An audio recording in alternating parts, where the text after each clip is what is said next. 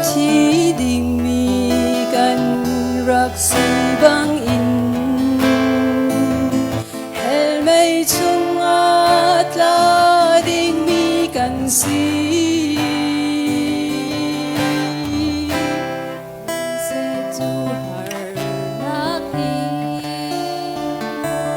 hi a thi sen in a kan tlen chang alun na pek in kan cha ator nang le dai kri cha kan tuan mi ro cha kan ti put mi thi dai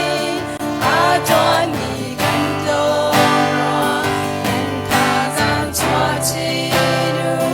kam tu boy ba cha a hera chun thi se le na nung na tia ni tuan nu si boy ba cha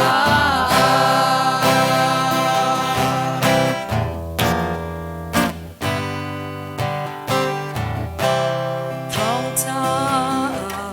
bi tu la ni lang kal tu na ro a kri ro nga shem na kun ki pan do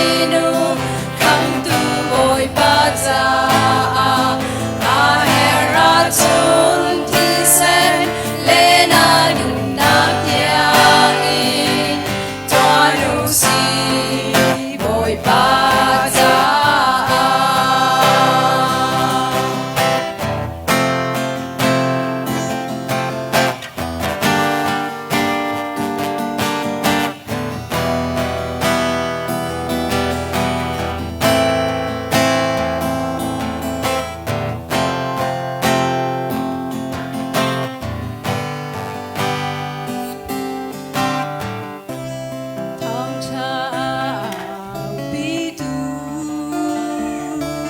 la ni lang kal tu na ro a kri ro nga shem na kun ki ban to was na ki phong ina ram nam pun ja he an rak ram na kri cha an nun na tiang in an pe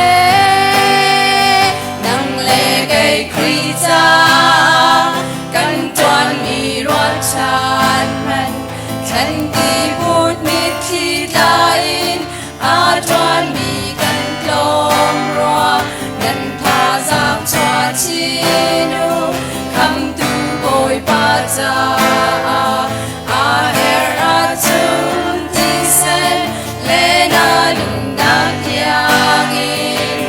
tuan nu si boy pa cha nang le kai kri cha kan tuan mi ro chan man kan ti put mi thi lain a tuan mi kan klom ro nan pa sang chua chi nu kam tu boy pa cha a hera chun ti sen le na nung na tia